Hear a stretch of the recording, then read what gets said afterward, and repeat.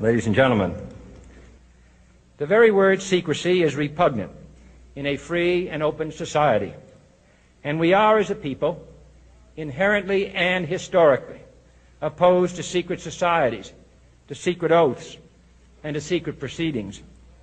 We decided long ago that the dangers of excessive and unwarranted concealment of pertinent facts far outweighed the dangers which are cited to justify it.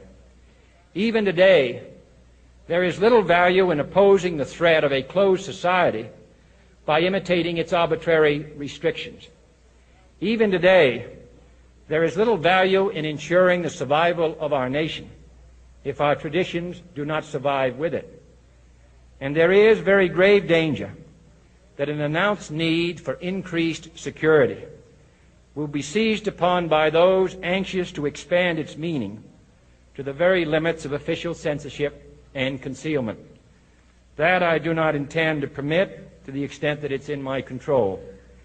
And no official of my administration, whether his rank is high or low, civilian or military, should interpret my words here tonight as an excuse to censor the news, to stifle dissent, to cover up our mistakes, or to withhold from the press and the public the facts they deserve to know. For we are opposed around the world by a monolithic and ruthless conspiracy that relies primarily on covert means for expanding its sphere of influence, on infiltration instead of invasion, on subversion instead of elections, on intimidation instead of free choice, on guerrillas by night instead of armies by day. It is a system which has conscripted vast human and material resources into the building of a tightly knit, highly efficient machine that combines military, diplomatic, intelligence, economic, scientific, and political operations. Its preparations are concealed, not published. Its mistakes are buried, not headlined. Its dissenters are silenced, not praised. No expenditure is questioned, no rumor is printed, no secret is revealed. No president should fear public scrutiny of his program, for from that scrutiny comes understanding, and from that understanding comes support or opposition, and both are necessary.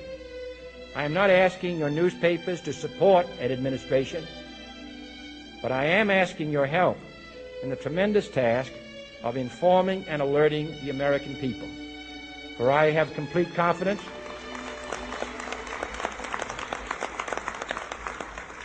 in the response and dedication of our citizens whenever they are fully informed.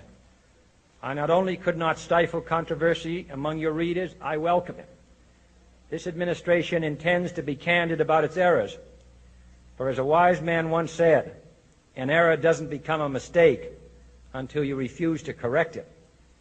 We intend to accept full responsibility for our errors, and we expect you to point them out when we miss them.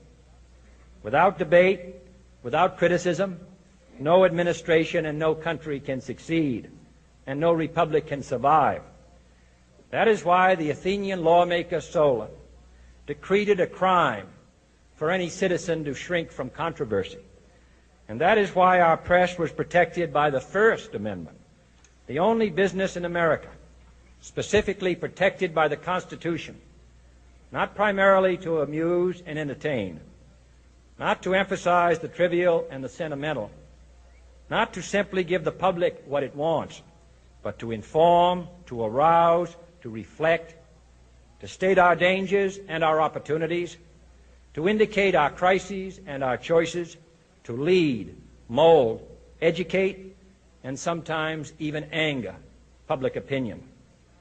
This means greater coverage and analysis of international news, for it is no longer far away and foreign, but close at hand and local. It means greater attention to improved understanding of the news, as well as improved transmission. And it means, finally, that government at all levels must meet its obligation to provide you with the fullest possible information outside the narrowest limits of national security. And so it is to the printing press, to the recorder of man's deeds, the keeper of his conscience, the courier of his news, that we look for strength and assistance, confident that with your help, man will be what he was born to be, free and independent.